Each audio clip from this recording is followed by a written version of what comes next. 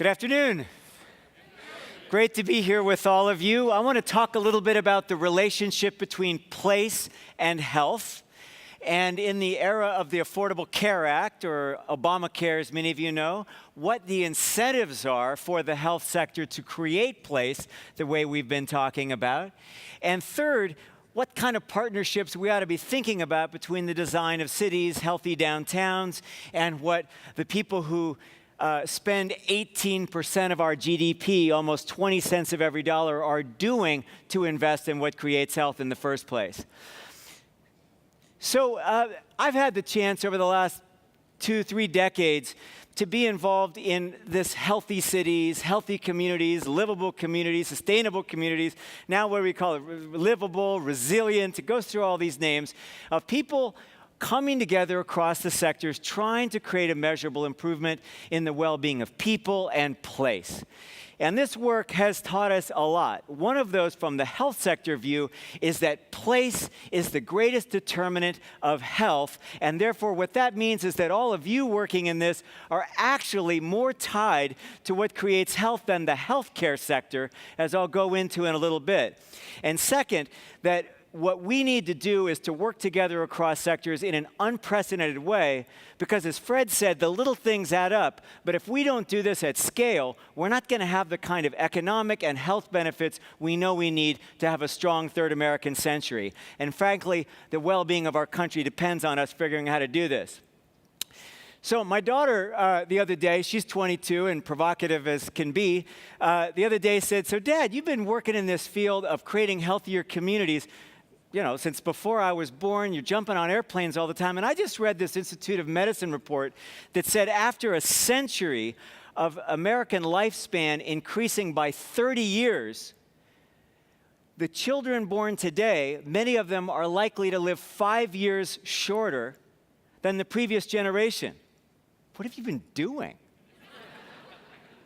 What have we been doing on our watch that for spending $3 trillion, almost 20 cents of every dollar, we're getting less health outcomes? In fact, we rank in the 30s globally, 30, 35 on some measures, almost 40th in the world on actual health outcomes for that investment.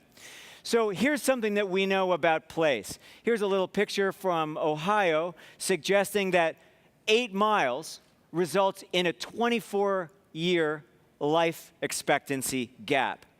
If this says anything, it's that your zip code matters more to your health than your genetic code. So what does this actually mean about our workforce, the people who will thrive in our future, and what we need to be doing? Here's a little inside view of what creates health in the first place. So in case you think that $3 trillion is driving what creates health, I'm here to tell you that's 10% of what creates health. About 30% is our genetic inheritance, and what we're learning through epigenetics and others are suggesting that that's in play too, and in fact conviviality and connection and the way we interact with each other in the kind of places that Kate and Fred are talking about have everything to do actually with that genetic element. It matters. But the big 60% here is lifestyle and behavior, not just get off the couch and eat better, but in the context of the places where we live, work, play, shop, worship, etc. Place matters to our behavior. In fact, it shapes the behaviors that we have. So what I'm suggesting is that this placemaking agenda is in fact a driver of health. So when we start thinking about places, what we mean is walkable, bikeable places that not only support the economic vitality and are attractive places that people want to locate and live and raise their families and locate their jobs and keep them, but be able to access places that are safe to be physically active. Same thing about access to healthy, affordable foods. When we create walkable places to affordable foods, we're creating complementary benefits. Fred mentioned convergence. Kate was talking a little bit about people are in this for their own reason. So we might think a little bit about what convergence means. Some people are in this work for economic development, others for social equity, us for health as the health sector. We may have different visions or missions or end games, but the strategies, they're the same. Places that create access for activity, access to food, human connection, that creates better health outcomes, gets at health equity, and gets at health in the first place. So let me just tell you a little bit about our organization as a precursor for where the entire health sector is moving. We were born in the Richmond and Oakland shipyards. Rosie the Riveter was in the Richmond shipyards where Kaiser was born, where our founder actually not only built the first integrated health system and plan, but then gave it away to become a nonprofit. We're the 50th biggest company in the country, and we're not listed because we're a nonprofit, but a major enterprise. And to understand how this works a little bit, we're not only a delivery system with 20,000 physicians, but we're a health plan, which means that we're essentially at risk for the health of the population. Unlike the majority of the health sector that gets paid for treating illness, or an insurance company essentially passes it on, we are at risk for the health of the population. So when we look at that 10% of what creates health, and we're the highest quality in each place that we operate, we recognize that we're not at the locus of what creates health, and yet because we're at risk for health, we need your partnership. So if we're trying to build the health of body, mind, and spirit, create people who are flourishing, and support behaviors that help people eat better, move more, etc., we know that we need to address health. Here's the logic of the people who are spending 20% of every dollar. We need to provide the best quality care at the best possible cost while improving population health. So our question then, in partnership with you, is what do we need to do to create places that drive health in the first place? A little view at this. We're the top quality provider, as I said, every place we operate. Good for us. But let's take a look at the places we operate. Here's the Bay Area. You see San Francisco in the blue, across the Bay Bridge, Oakland, some of the yellow. This is a heat map. You want cool colors, lower obesity rates. High or hot is higher obesity rates. You might look at that and say, okay, well, the income in San Francisco is higher. You'd expect lower obesity rates. Maybe in the East Bay, a little different. Let's take a look at some other metrics. Asthma suggests that there are places, for example, in this city, that between our housing stock, idling buses, etc., that are essentially driving higher asthma rates. Depression, money doesn't buy you joy. Good reminder here as you look at other places. Diabetes, hypertension, you get the picture. But what I wanted to say about this is that if this was just the general population, you'd say, well, of course, it's that way. I'm here to tell you this is our member base. That same population that has the highest quality care with the same protocols, the same physicians. It's actually worse than that. This is our employee base. If there's anything that suggests what is driving health costs, it's that place actually matters. So if we want to look at what's driving 80% of that $3 trillion spend in the United States, we're all trying to create more affordable access to care as we give more people access to care. It's unhealthy diet, inactivity, tobacco, and the things that help create a sense of connection to place that otherwise are expressed by the kind of things we do.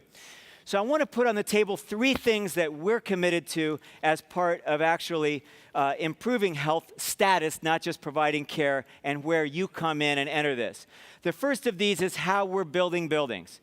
We have 75 million square foot of buildings across the country, the 3rd largest private landowner in the state. This really matters. This is our facility up in Portland.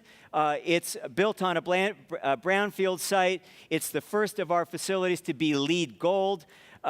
We use rainwater irrigation. We're using the healthiest materials as possible. The campus is actually blends with the community, less of a fortress, typical hospital, and how does it actually connect to the neighborhood around it for placemaking and walking and connectivity in all of the ways. The outdoor plaza where our farmers market is located is not only accessible to our employees, but all those in the neighborhood around it.